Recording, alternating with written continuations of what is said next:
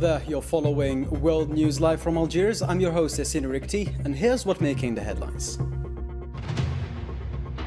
Voting for Algeria's legislative elections began on the first day of overseas polling, with strong turnout from the Algerian diaspora, who reaffirmed their commitment to supporting the country's institutional development.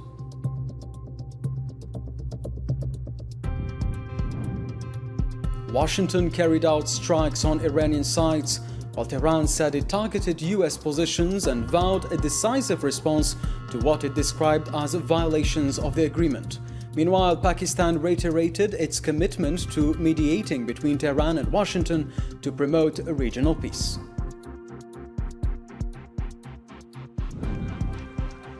Algeria aims to beat Austria and secure World Cup qualification, with coach Vladimir Petkovic stressing a win-focused approach. Austria also admitted the difficulty of facing a strong Algerian side led by Ibrahim Mazar.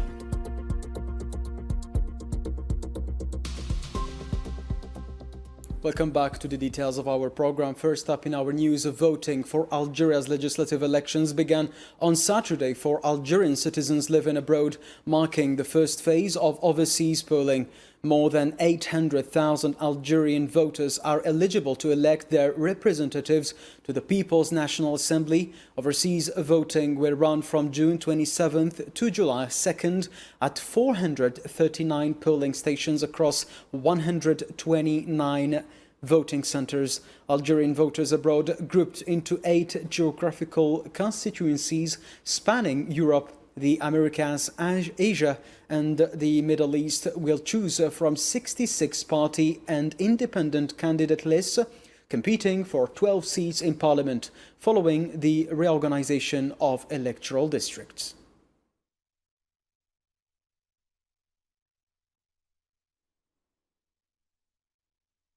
In Paris, voter turnout among the Algerian community increased steadily from the early hours of polling, which opened at 8 a.m. local time. Voting at the Algerian Consulate General in Bobigny was conducted under tight organizational arrangements, with Algerian diplomatic authorities deploying the necessary staff, logistical resources and facilities to ensure the smooth running of the legislative election and to accommodate voters in the best possible conditions. Vous êtes au consulat d'Algérie à Bobigny, en Seine-Saint-Denis. We are at the Algerian consulate in Bobigny, in Saint-Denis. We have 61,545 registered voters, and we started receiving them since early morning. And thank God, the turnout is increasing. We should not forget that today is Saturday and it's weekend. And we should also know the hot weather conditions in France. However, the voting process will continue until July 2nd, and everyone is invited to express their opinion and cast their vote for Algeria. Polling stations serving the Algerian community in Marseille, southern France, also recorded strong voter turnout, helped by the weekend timing of the election. Voters arrived at polling stations from the early hours of voting to cast their ballots and elect their representatives to Algeria's People's National Assembly.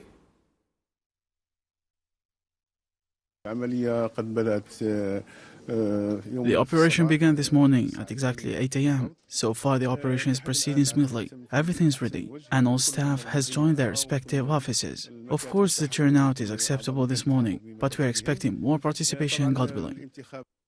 Voting also began on Saturday in Lille, northern France, where members of the Algerian community started casting their ballots to elect their representatives to the People's National Assembly. Overseas voting will continue through July 2nd at Algerian diplomatic and consular missions abroad. Election officials said additional polling stations had been set up across northern France to make voting more accessible for the Algerian community, with voters praising the smooth organization of the process. We made all the necessary preparations almost 2 weeks ago for the polling stations, and now the polling stations are scattered, and we shouldn't forget that Lille comprises 18 stations, 12 of which are scattered across the north of France, including Pas-de-Calais, La Somme and Laon. The furthest point is located at Château-Thierry, and the consulate made tremendous effort to get closer to voters. In Germany, the Algerian Consulate General in Frankfurt opened its doors to the voters from the Algerian community in the city and surrounding areas under organized logistical arrangements. More than 12,000 Algerian voters are casting their ballots at 7 polling stations across Germany. Election officials said voting was proceeding smoothly with measures in place to ensure an orderly and efficient process.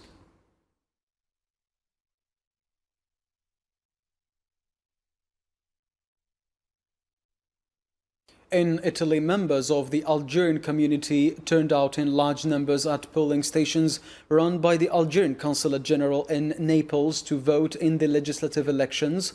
The consulate, which oversees 5 polling stations across southern Italy, reported strong participation and a smooth voting process.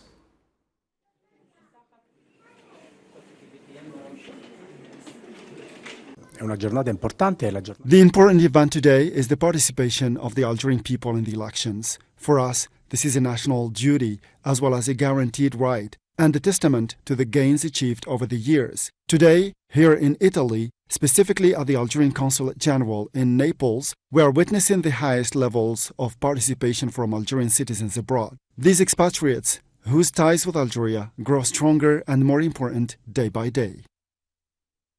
In Spain, polling stations recorded strong turnout from members of the Algerian community, reflecting their commitment to participating in the country's democratic process. Voting on the first day of overseas polling in Alicante, southern Spain, proceeded under smooth organizational conditions. The operation is not limited to voting day only, but includes all stages, starting from preparation and organization, through awareness campaigns and receiving candidates, ensuring the holding of the election in fair and transparent conditions. We are ready. We are ahead of an important event, which is legislative elections, started for July 2nd, 2026, to elect members of the People's Assembly. Our only wish is for the turnout to be very high and for citizens to vote with strength, integrity, and transparency. Algerian citizens living in Belgium and Luxembourg began voting on Saturday in the legislative elections under well-organized conditions. Polling stations opened at 8 a.m. with all logistical and human resources prepared to ensure the smooth conduct of the vote. In Belgium alone, around 18,000 voters are registered across 8 polling stations distributed in several cities.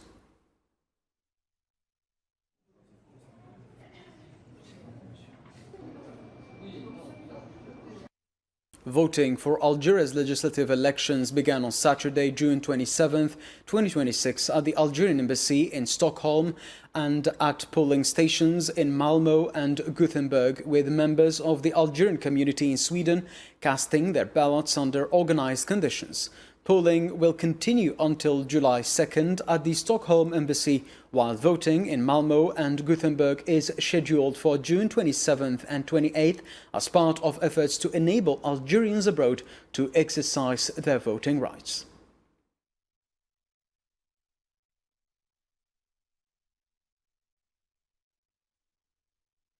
In Tunisia, members of the Algerian community began voting in the legislative elections under organized arrangements to ensure a smooth process. The vote runs until next Thursday and involves more than 15,000 registered voters across 3 polling centers. A total of 21 polling stations, including fixed and mobile offices, have been set up across the country, with voting open daily from 8 a.m. to 7 p.m.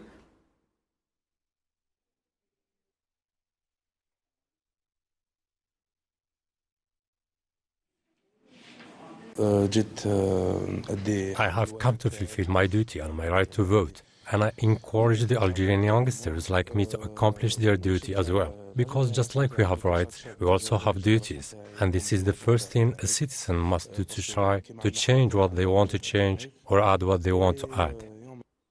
At the Algerian embassy in Doha, the first day of voting for members of the Algerian community in Qatar concluded on Saturday evening. The polling was conducted under good organizational conditions and saw strong turnout, reflecting voters' interest in participating in the legislative elections and choosing their representatives in the People's National Assembly.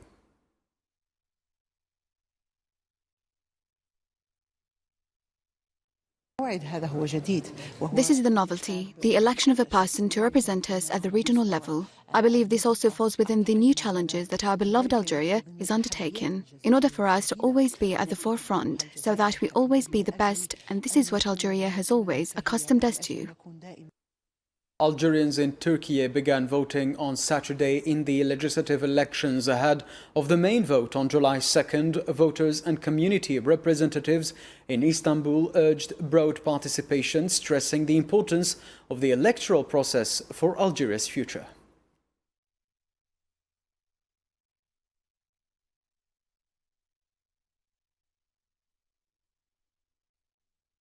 Algerian Prime Minister Sifiri said Algeria has adopted a comprehensive, multi-dimensional strategic approach to combat drug trafficking, address its root causes, cut off supply sources and strengthen prevention mechanisms. In a speech delivered on Saturday in Algiers during the International Day Against Drugs, he stressed that this effort aims to reinforce the national system for combating drugs and psychotropic substances and improve its effectiveness and efficiency.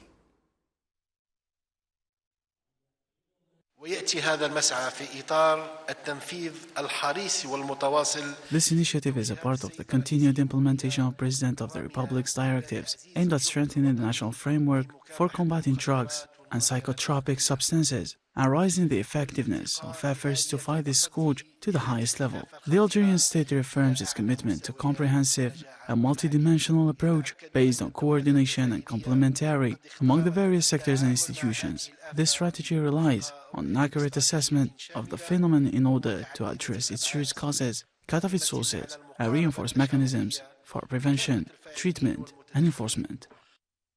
Algeria, on behalf of the African Group and several other countries, has called for addressing the ongoing impact of landmines left from the colonial era. During the ongoing 62nd session of the UN Human Rights Council on Friday, Algeria's permanent mission in Geneva stressed that the effects of anti-personnel mines go beyond direct human casualties, also undermining a wide range of fundamental rights.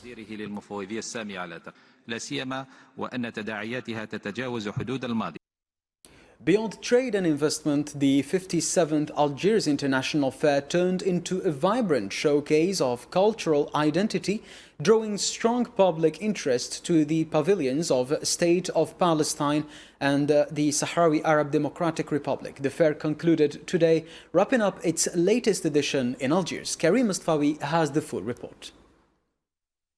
While hundreds of exhibitors gather in Algiers in search of new markets and partnerships at the 57th Algiers International Fair, some participants bring another dimension for this major event, highlighting its role as a platform where peoples, cultures and experiences can be shared with a wider audience. Here at the Palestinian Pavilion, visitors can discover traditional craft, locally made product and cultural expressions that reflect a society determined to maintain its economic and cultural presence on the international stage despite the Zionist blockade. Our participation here is a cultural participation. We are sharing our heritage and culture with people in Europe and the US and all over the world to counter the Zionist occupation's attempts to take everything from us, our heritage, our culture, our food, our Palestinian dabke, and many other things. Elsewhere in the exhibition, the Sahrawi Pavilion also offers visitors a glimpse into the traditions, craftsmanship and daily life of the Sahrawi people, sending a very clear message. We are here, present, resilient and engaged. Our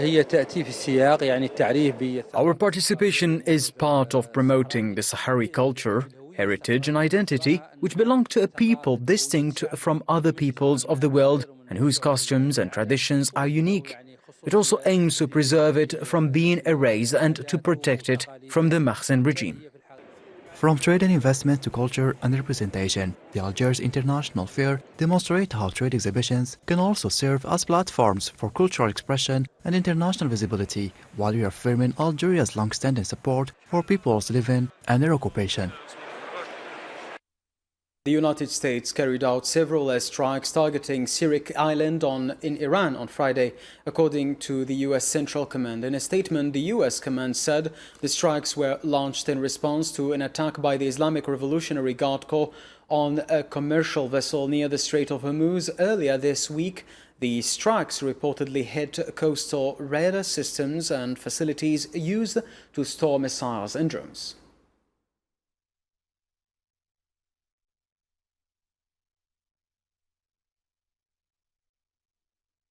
Iran's Tasnim news agency reported on Saturday that 2 police officers were killed and 5 people injured in an armed attack in western Iran. Gunmen targeted a checkpoint on Friday evening in Baneh Kurdistan province, killing 2 officers and wounding several others, including a member of the Islamic Revolutionary Guard Corps and 2 civilians. An investigation is underway.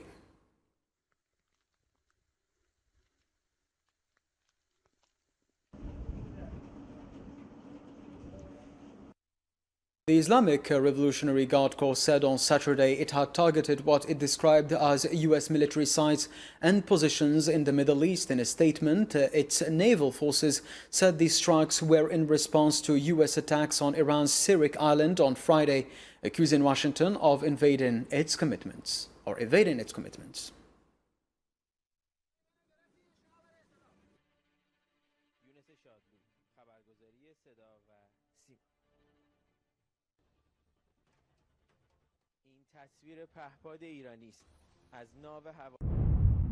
Following the Zionist regime ceasefire violation in southern Lebanon, the treaty-breaking U.S. regime, as always, breached its own commitments hours ago, under the pretext of preventing a violating ship from using an illegal route in the Strait of Hormuz. The U.S. launched an airstrike on the coast of the Islamic Republic of Iran. The Islamic Revolutionary Guard Corps reiterated its commitment to Article 5 of the Islamabad Memorandum of Understanding, stressing that the management of the Strait of Hormuz falls entirely under Iranian sovereignty. It also accused the United States of encouraging regional and international actors to undermine these arrangements.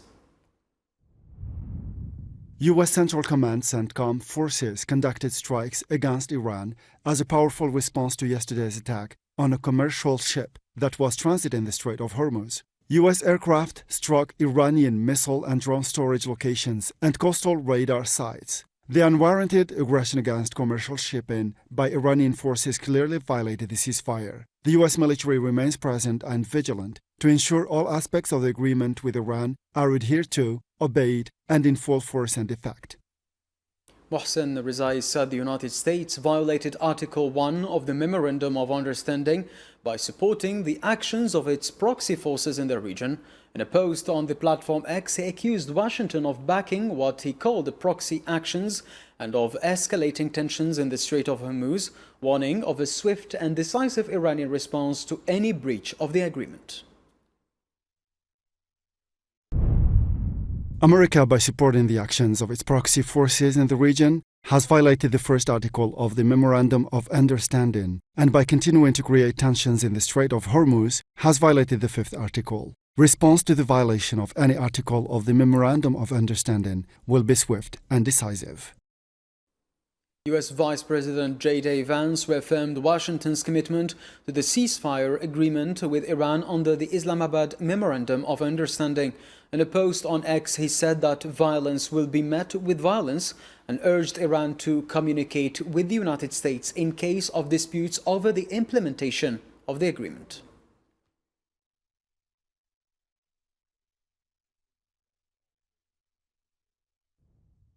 Iran signed the ceasefire agreement, we have honored it. If they have disagreements about how the Memorandum of Understanding is being applied, they can pick up the phone, but violence will be met with violence.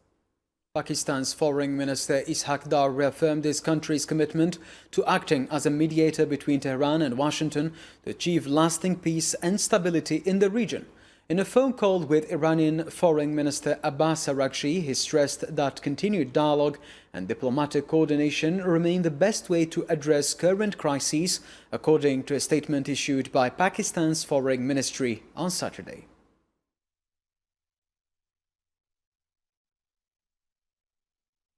After a brief calm under a US-Iran Memorandum of Understanding, tensions have flared again in the Middle East following fresh exchanges of fire in and around the Strait of Hormuz, with both sides trading blame of attacks on military and maritime targets and maritime safety efforts now suspended amid rising insecurity. Details with Marwa Belawara.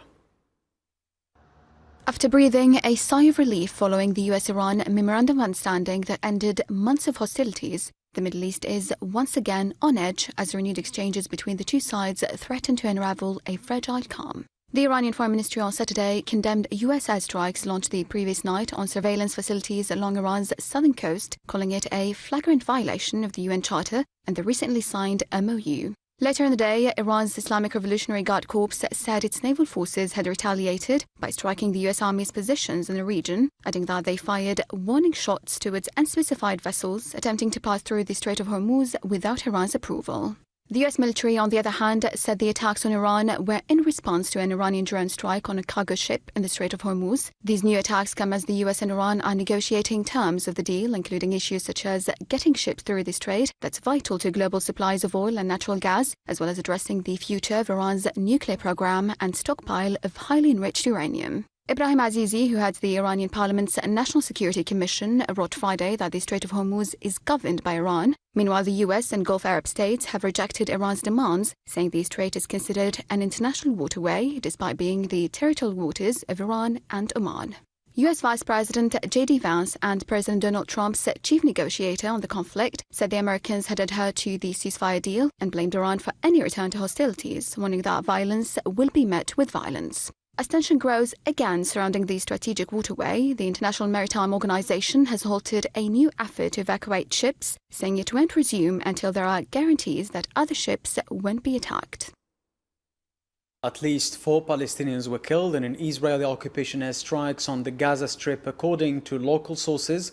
Hospital sources in Gaza said 3 people, including 2 children, were killed and 27 others injured in strikes on the Al-Mawasi west of Khan Yunis. A child also died on Saturday morning from wounds sustained in an earlier strike on displaced people in the same area.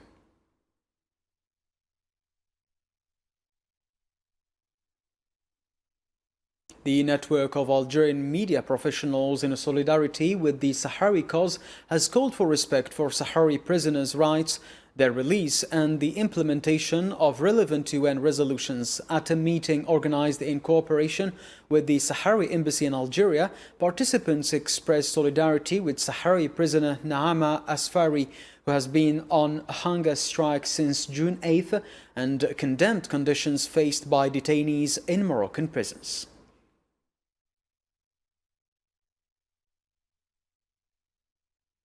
The Algerian national football team has completed its preparations for a decisive match against Austria early Sunday in Kansas City in the third and final round of Group 10. The Greens are aiming for victory and 3 points to avoid complicated qualification.